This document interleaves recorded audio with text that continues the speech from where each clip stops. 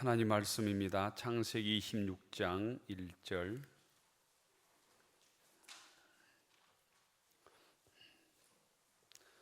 구약성경 35쪽입니다.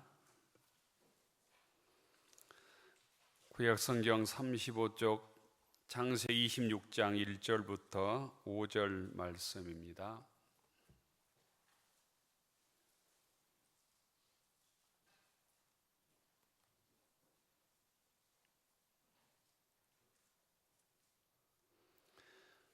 창세기 26장 1절부터 5절 교독하십시다. 아브라함 때 첫 흉년이 들었더니 그 땅에 또 흉년이 들매 이삭이 그랄로 가서 블레셋 왕 아비멜렉에게 이르렀더니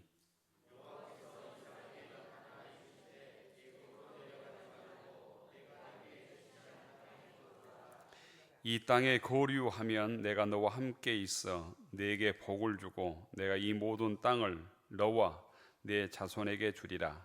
내가 네 아버지 아브라함에게 맹세한 것을 이루어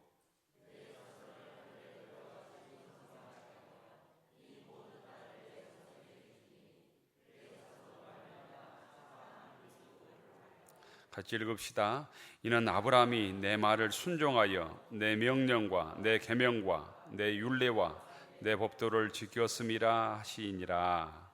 아멘. 신약성경 사도행전 20장 17절입니다. 신약성경 222쪽입니다.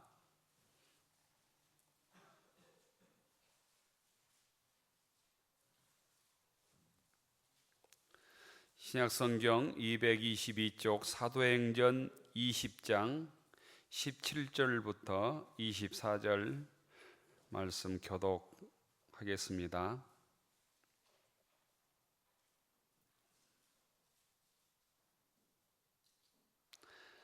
바울이 밀레도에서 사람을 에베소로 보내어 교회 장로들을 청하니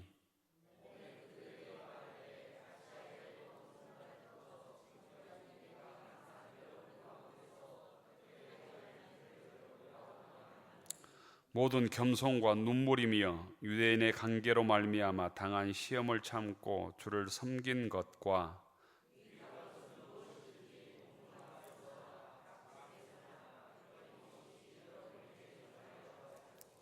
유대인과 헬라인들에게 하나님께 대한 회개와 우리 주 예수 그리스도께 대한 믿음을 증언한 것이라.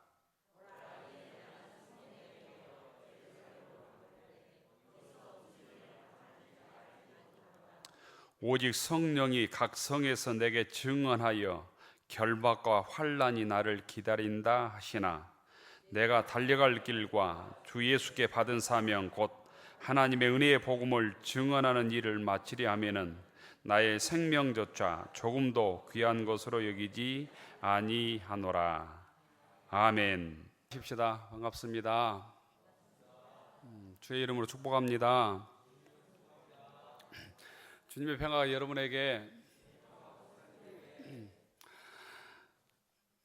내 경건에 이르도록 내 자신을 연단하라. 경건에 이르도록 내 자신을 연단하라. 2월 말부터 시작된 이 질병이 이렇게 오래 갈 줄 어떤 누구도 생각하지 못했을 것 같아요. 그런데 또 언제 끝날지도 모르는 지금 상황에 있습니다. 이 질병이 오늘 저희들에게 걸림돌이 아니라 우리의 신앙을 더 단단하게 하고 깊게 하고 예배의 소중함을 체험하는 시간이 되었으면 좋을 것 같습니다. 오래된 얘기인데 사오정이 목사님께 목사님 하나님께서는 왜 우리에게 구원을 주셨을까요? 10원도 아니고 왜 구원을 주셨을까요? 목사님께 이렇게 질문을 했답니다. 목사님이 깜짝 놀라서 어떻게 대답할까 하다가 10원을 주려고 했는데 11조 띄고 구원을 주셨다고. 그래서 신앙생활 잘하는 것은 11조를 띄고 헌금을 할 때 구원을 받을 수 있다고 이렇게 설명해 줬다는 얘기가 있습니다. 우리 삶 속에 나도 모르는 사이에 끊임없는 탐욕, 욕심, 또 내 중심으로 판단하려고 하는 어떤 마음들, 이런 마음들을 예배 자리에서 털어내고 주님의 말씀을 내 삶의 중심으로 굳게 세우는 이 시간이 되기를 축원합니다. 오늘은 농어촌 선교주일입니다. 농어촌 선교주일. 그래서 작년 이맘때 제가 이번 주일을 설교하지 않고 남원 갈개교회 강기원 목사님께서 5월 26일 날 오셔서 이 자리에서 설교를 했습니다. 설교 제목 모르시죠?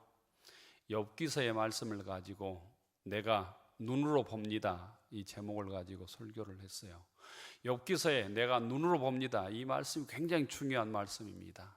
그냥 마음으로 깨닫는 게 아니라 내가 직접 이제 눈으로 하나님을 봅니다. 내가 직접 우리의 삶으로 주의 사랑과 주의 붙드심을 경험했습니다. 이런 고백 같은 말씀이에요. 이 코로나 전국에서 내 일상이 그냥 되는 일이 아니라, 내 노력이 아니라, 내 노력을 넘어선 하나님의 은총이었구나, 하나님의 붙드심이었구나, 하나님의 동행이었구나, 이것들을 체험하게 되는 이 어려운 기간이 되기를 주의 이름으로 축원합니다. 며칠 전에 초대를 못해서 강기영 목사님께 전화를 드렸더니 지금 가장 바쁜 모내기철이라고 그러고 사과나무를 300주인가 심었는데 올해부터 수확을 하거든요. 근데 지금 열심히 열매 솎아내기를 이장님한테 배워서 지금 하고 있다고 했습니다. 근데 제가 가서 좀 도와드리면 좋을 텐데 도운 게 피해가 되기도 할 것 같고, 저도 건강이 좋지 못해서 한번 찾아뵙겠다고만 얘기하고 가을에 다시 초대하겠다고 얘기했었습니다. 우리 갈개교회 강기원 목사님, 또 갈개교회 농촌교회를 위해서 함께 기도해 주시는 교우들 되기를 바랍니다. 주보의 간지에 무진 오이코스를 주마다 쉬는데 본 사람이 한 2명이나 될까, 3명이나 될까, 이런 걱정을 하는데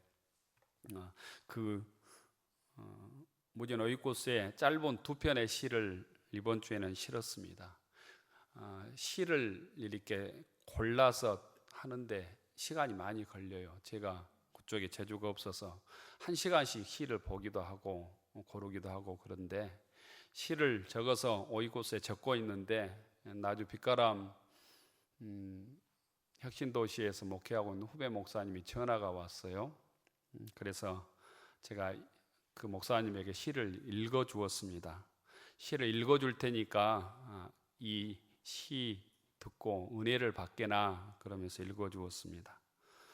내가 가장 착해질 때, 이랑을 만들고 흙을 만지며 씨앗을 뿌릴 때 나는 저절로 착해진다. 이 서종홍 시인이라고 하는 분의 시입니다. 이 시를 읽어주고 나서 제가 농담 반 진담 반, 내일 우리 교인들에게 설교할 때 이 시를 좀 바꿔서 제가 우리 교인들에게 읽어주려고 하네. 어떻게 바꿔서 읽어주려고 합니까? 그래서 제가 이랑을 만들고 흙을 만지며 씨앗을 뿌릴 때 나는 저절로 착해진다. 이 시를 주의를 지키고 기도를 하고 예배를 드릴 때 나는 저절로 착해진다.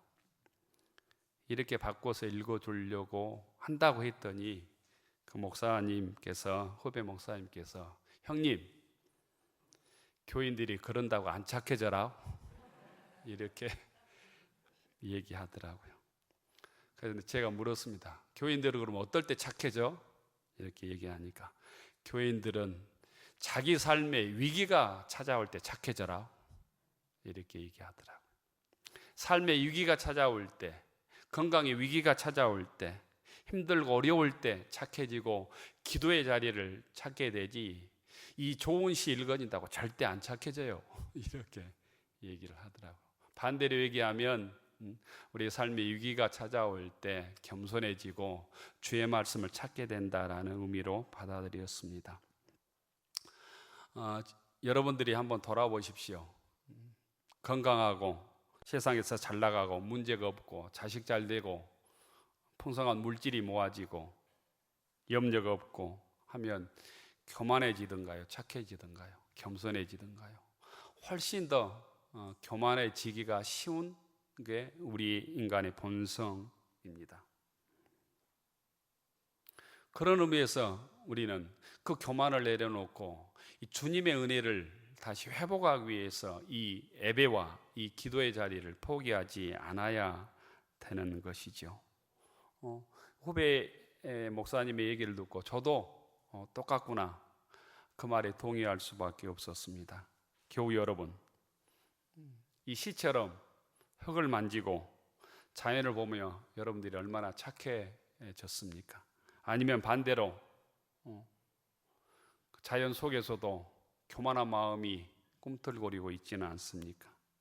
여러분은 세상을 살아가면서 얼마나 주님의 은혜를 사모하며 겸손히 주의 말씀을 붙들고 계십니까? 아니면 세상의 즐거움에, 세상의 욕심에 빠져 있지는 않습니까?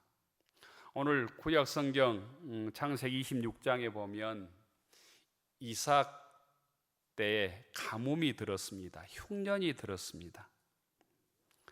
이삭의 아버지 아브람 때도 흉년이 들어서 아주 많은 어려움을 겪었습니다. 아브람은 그 흉년을 이겨내기 위해서 그 하나님께서 주셨던 이 가나안 땅을 벗어나서 애굽 땅까지 내려갔습니다. 애굽에는 나일강이 흘러서 흉년이 들지 않고 목초지가 있었고 물이 있어서 양식을 구할 수 있었기 때문입니다. 흉년을 피해서 애굽으로 내려갔지만 아내 사라를 빼앗길 뻔한 위기를 겪었던 경험이 있습니다. 그런데 그 아버지를 위기로 몰아넣었던 흉년, 가뭄이 이삭 때에도 찾아온 거예요. 이삭은 그 흉년을 버티지 못하고 가나안 땅의 가장자리, 가장 남쪽의 땅 그랄 지방으로 계속 이동을 했습니다. 먹고 살기 위해서. 그랄 지방은 최남단 아라비아 광야와 인접해 있는 블레셋 서쪽 국경을 마주하는 곳, 그나마 물과 초목이 있는 가나안 땅의 제일 마지막 남쪽 땅입니다.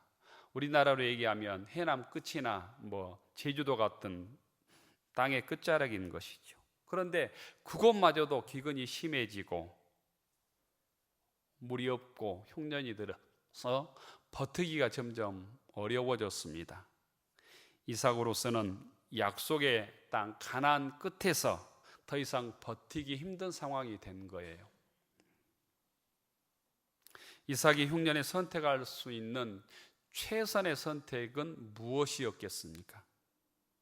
물이 있고 목초지가 있고 먹을 것이 있는 곳, 기근이 들지 않는 곳으로 이동하는 거였어요.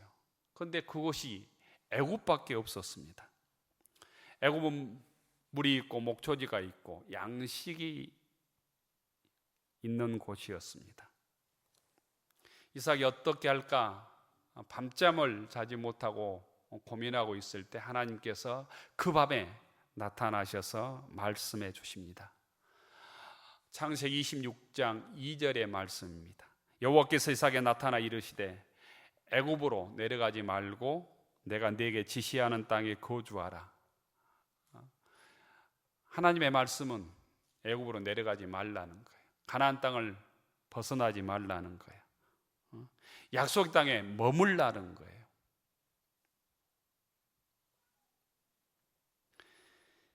힘들고 어려워도 하나님께서 인도하시는 그곳에 버티고 있으라는 것입니다.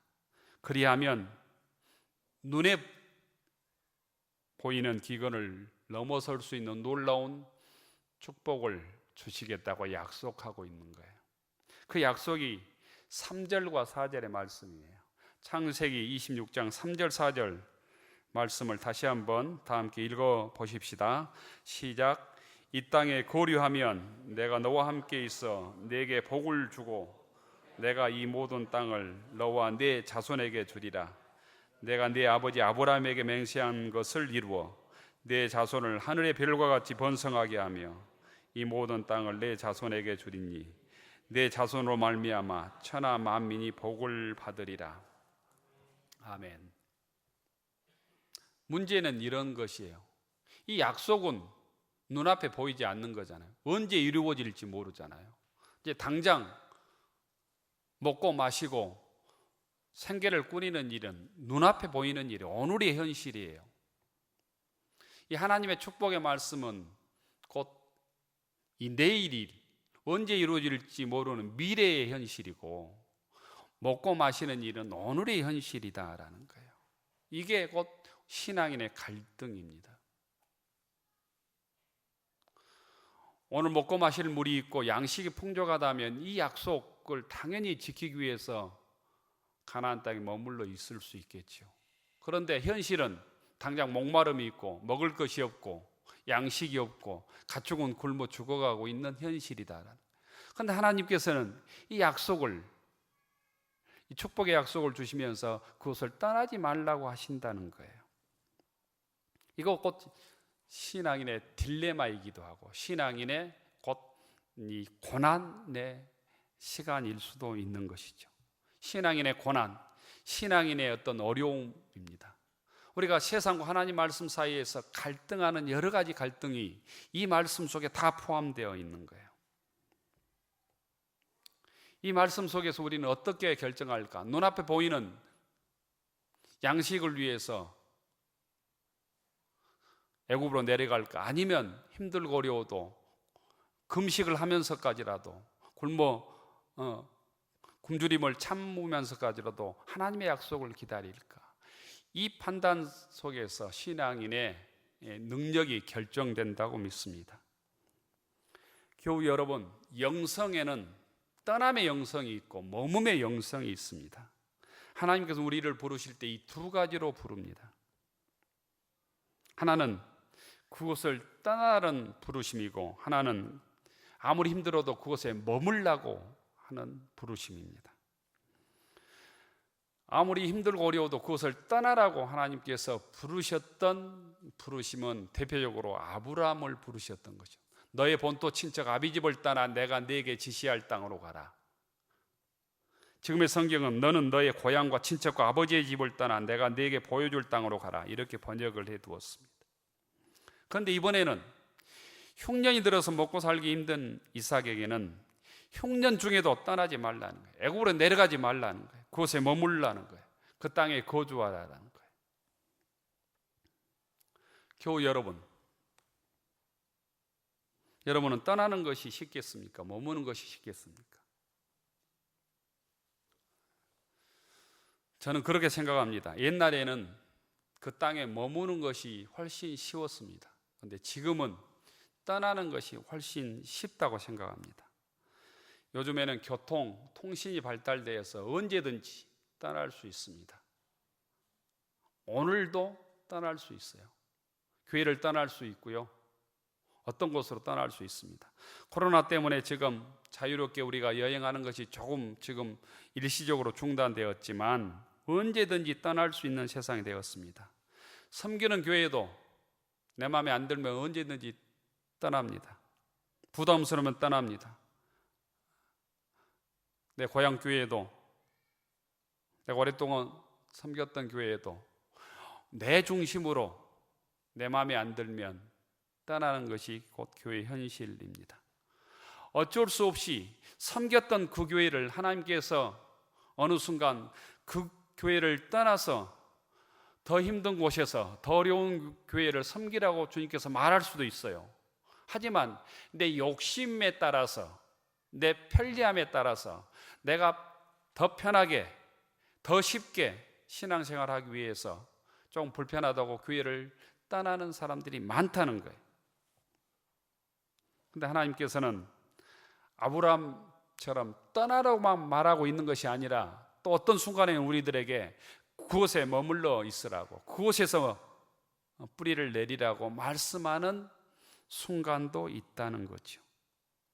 주님께서는 세상의 자리를 떠나라고 말씀하지만, 세상의 탐욕의 자리를 떠나라고 말씀하지만, 힘들고 어려워도 신앙의 자리를 지키고 그곳에서 깊게 뿌리를 내리고 주님의 능력을 드러내라고 말씀하실 때도 있다는 거예요. 이 시간 무지교회 여러분은 내가 머물러야 될 자리, 신앙의 장소가 어디인지 생각해 볼 수 있기를 바랍니다. 머물라는 말씀은 다른 말로 표현하면 힘들고 어려워도 버티라는 얘기입니다. 물이 없어도 양식이 없어도 견디라는 얘기입니다. 갈등이 있어도, 내 눈에 마음에 들지 않는 사람이 있어도 그것 때문에 그 자리를 떠나지 말고 그곳에서 더 깊게 믿음의 훈련을 하라는 말씀입니다. 영성에는 그래서 버팀의 영성, 다른 말로 얘기하면 정주의 영성이 있고 떠남의 영성이 있습니다. 정주라는 말은 한 곳에 자리를 잡고 뿌리를 깊게 내리고 살아가는 것을 정주라고 말해요. 내가 내게 지시하는 땅에 거주하라. 이게 곧 정주의 영성입니다. 힘들고 어려워도 흔들림 없이 꿋꿋하게 약속의 땅에서 버티고 신앙을 지키라는 거예요. 가톨릭 수도회들이 굉장히 많습니다. 우리가 많이 들어본 프란시스코 수도회나 도미니칸 수도회나 또 베네딕토 수도회 같은 수도회를 우리가 들어봤을 건데요. 그 외에도 수많은 수도회들이 있습니다. 베네딕토 수도회를 우리나라 음용으로 바꾼 게 분도라는 말입니다. 분도 출판사가 굉장히 유명한데, 분도 출판사의 그 출판사 표시를 보면 다시 이렇게 이 배 다시 표시가 되어 있습니다. 분도 수도원, 소위 베네딕토 수도원 특징 중에 하나가 정주 서원을 합니다. 일반적으로 베네딕토 수도원 원장으로 있을 때 세 가지, 보통 수도원은 세 가지 서원을 합니다. 청빈, 순결, 순명 세 가지 서원을 하는데, 베네딕토 수도원에는 곧 정주 서원을 합니다. 정주 서원. 한 곳에 들어가면 그곳에서 평생 살겠습니다 라는 서원을 하는 거예요. 내 마음대로 떠나지 않겠습니다 라는 거예요. AD 5세기 6세기 되면 많은 수도자들이 막 여기저기 정처 없이 떠돌아다니면서 좋은 수도원들을 다녔다고 그래요. 그래서 베네딕토 수도원에서는 정주 서원을 통해서 자기 마음대로 떠돌아다니지 못하도록 결정을 했다는 얘기가 있습니다.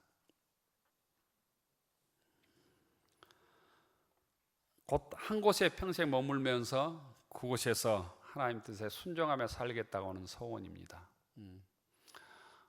이집트의 그 시내산 밑에 보면 성 까다리다 수도원인가, 정확한 이름이 제가 좀 헷갈리긴 한데, 거기 가면 그곳이 봉쇄 수도원이 있습니다. 봉쇄 수도원. 하루에 한 2시간 정도 열리는데, 거기에 가보면 평생 한번 들어오면 거기서 살다가 세상을 뜨는 곳입니다. 어떤 한 곳에 지하 같은 데 가보면 거기서 수도하다가 돌아가신 분들의 곧 이 묘가 있는데, 묘가 아니라 해골들이 수천 개가 지금도 쌓여 있습니다. 그리고 봉쇄가 되어 있어서 먹을 것도, 우리로 얘기하면 두레박 같은 데 내리면 두레박에서 먹을 것을 올리면 끌어다가 거기서 먹고 노동하고 평생 그곳에서 살다가 세상을 뜬 것이죠. 어떤 목사님께서 기독교 언론에 기교하기를 담임 목사 취임식, 또 다른 교단에서는 담임 목사 위임식이라고 그러는데, 담임 목사 위임식이 뭐냐, 담임 목사 취임식이 뭐냐, 가톨릭으로 얘기하면 다름 아닌 정주서원이라고 표현을 했어요. 정주서원은 곧 한 곳에 머물러서 평생 동안 그곳에서 순결을 지키고 하나님 말씀에 순종하고 그곳에서 맡겨진 사명을 감당하는 것처럼, 담임 목사 취임식은 그 교회를 위해서 교인들을 평생 동안 생명을 걸고 섬기도록 서원한 것이 담임 목사 취임식이고, 가톨릭으로 얘기하면 정주서원이다, 이런 표현을 썼더라고요. 의미 있는 얘기입니다. 신앙인에게는 머물 때와 떠날 때를 잘 구별할 때, 하나님께서 떠나라면 짐을 싸서 떠나고 머물라면 머물 때 하나님의 복을 받는다고 믿습니다. 아브라함은 그 떠나라는 하나님의 명령에 과감하게 떠났습니다. 너의 고향과 친척과 아버지의 집을 떠나 내가 네게 보여줄 땅으로 가라. 신약에 보면 예수님께서 제자들을 부르실 때 베드로와 안드레, 야고보와 요한은 배와 그물을 버려두고 즉시 예수를 따라갔다고 기록하고 있습니다.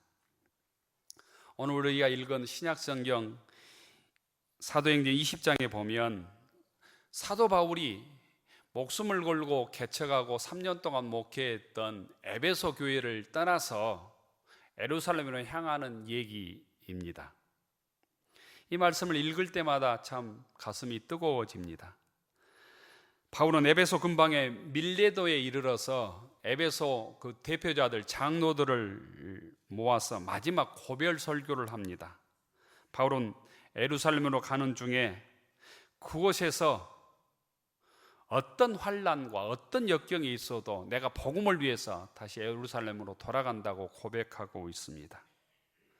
행로 중에 어떤 바울의 대적들이 기다리고 있음에도 불구하고 환난이 있음에도 불구하고 그것에 개의치 않고 예루살렘으로 향해서 복음을 전하겠다고 다짐하고 있습니다.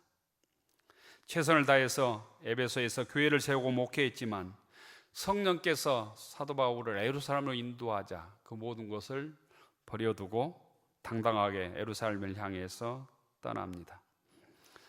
사도행전 20장 22절부터 24절 읽어보면 이 사도 바울의 믿음이 얼마나 감동적으로 우리들에게 신앙 고백을 하고 있는가, 저희들이 심한 부끄러움을 느낄 수밖에 없습니다. 사도행전 20장 22절부터 24절을 다시 한번 읽어 보십시다. 시작. 보라, 이제 나는 성령에 매여 예루살렘으로 가는데 거기서 무슨 일을 당할는지 알지 못하노라. 오직 성령이 각성해서 내게 증언하여 결박과 환난이 나를 기다린다 하시나 내가 달려갈 길과 주 예수께 받은 사명 곧 하나님의 은혜의 복음을 증언하는 일을 마치리 하면은 나의 생명적자 조금도 귀한 것으로 여기지 아니하노라. 복음을 위해서는 나의 생명도 조금도 귀한 것으로 여기지 않습니다 라는 신앙 고백입니다. 힘들고 어렵지만 저와 무지개 교우들이 이 사도 바울의 이런 신앙과 믿음을 본받게 되기를 주의 이름으로 축원합니다. 두 번째는 힘들고 어려워도 흔들리지 않고 뿌리를 내리는 믿음이 중요하다는 거예요. 아브라함의 이 얘기로 돌아가보면 먹고 살기 위해서 애굽으로 내려가서 양식을 구했는데 사라 아내를 빼앗기는 위기를 겪었습니다. 하나님의 도우심으로 그 위기를 극복할 수 있었습니다. 양식이 많은데 가정이 파괴되면 무슨 소용이 있겠습니까? 세상에서 높은 지위를 얻었는데 가정에 평화가 없으면 무슨 은혜가 있겠습니까? 힘들고 어려워도 주님께서 그 자리에 머물라고 하시면 그곳에 뿌리를 내리고 머무는 믿음의 교우들이 되기를 원합니다. 머물라는 주님의 말씀에 순종하면 이전에 있었던 모든 곧 내 생각, 내 가능성을 접어야 합니다. 오직 이 길밖에 없다고 결단할 때 가능하다는 것입니다. 하나님 말씀에 순종하면, 하나님 말씀에 뿌리를 내리면 주님께서 반드시 하나님의 복을 약속하고 있습니다. 그 말씀이 오늘 창세기 26장 3절 4절이죠.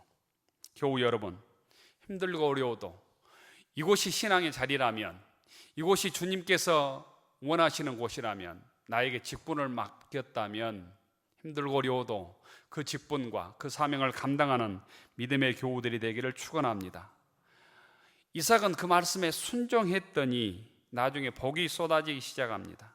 12절에 의하면 이삭이 농사를 지었는데 100배는 얻었고 하나님께서 복을 주심으로 창대하게 되었고 거부가 되었다고 13절에 말씀하고 있습니다.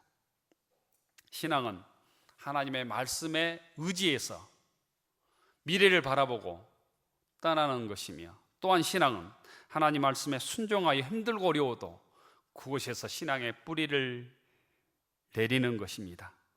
아브라함과 이삭은 그 두 가지의 영성을 우리들에게 정확하게 보여줍니다.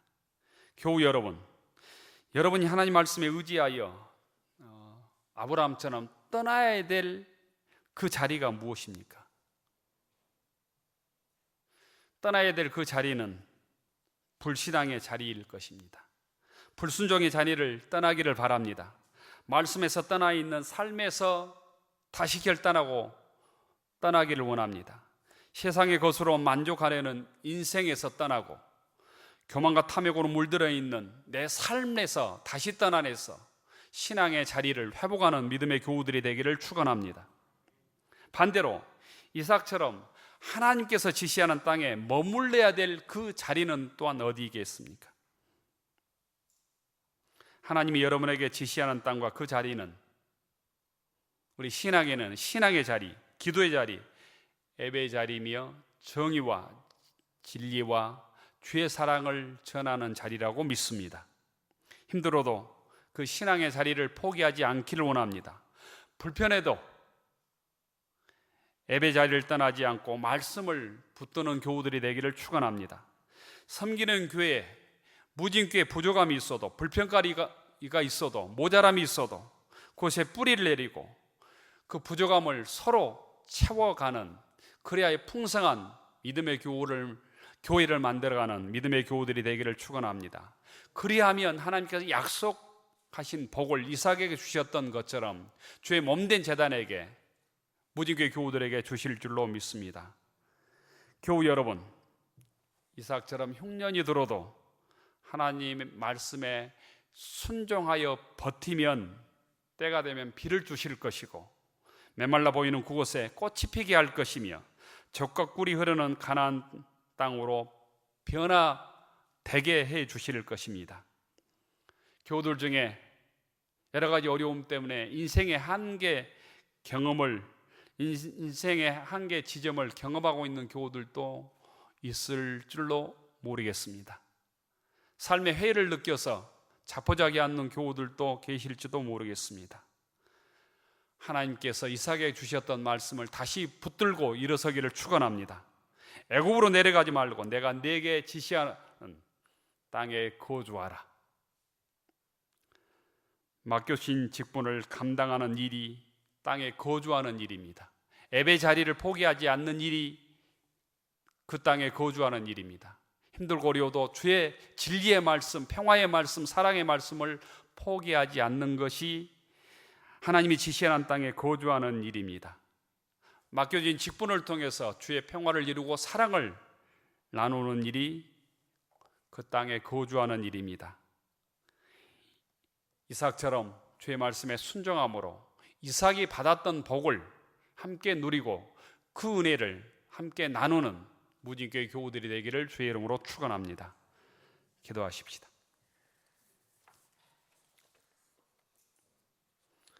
은혜로우신 하나님, 하나님께서 이삭에게 주셨던 말씀을 오늘 우리들에게도 주시고 계십니다. 애굽으로 내려가지 말고 내가 지시하는 땅에 거주하라고 말씀하십니다. 그 자리가 신앙의 자리임을 믿음으로 받아들이게 하옵소서. 예배 자리임을 믿음으로 받아들이게 하옵소서. 주의 사랑을 전하고 복음을 전하고 주의 평화를 이루며 믿음의 교우들의 허물을 덮는 일이 신앙의 자리를 지키는 일임을 깨닫게 하옵소서. 하나님께서 우리들에게 맡겨주신 그 귀한 직분을 감당하는 일임을 또한 깨닫게 하옵소서.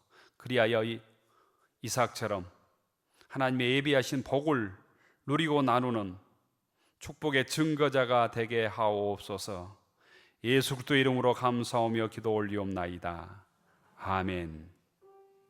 누르러 축원하옵나니 이제는 우리 구주 예수 그리스도의 은혜와 하나님 아버지의 한량없는 사랑하심과 우리와 함께 하시며 우리를 인도하시는 보혜사 성령의 위로 함께 하심이 흉년이 들어 양식이 없어 이삭처럼 힘들고 어려워도 하나님이 거주하라는 곳을 떠나지 않고 머물러 신앙의 뿌리를 깊게 내리며 복음의 열매를 맺어가기로 다짐하는 무진교회 교우들 머리 위에, 우리의 가정과 일터 위에, 우리의 자녀들 위에 이제로부터 영원까지 함께하여 주시기를 간절히 축원하옵나이다. 아멘.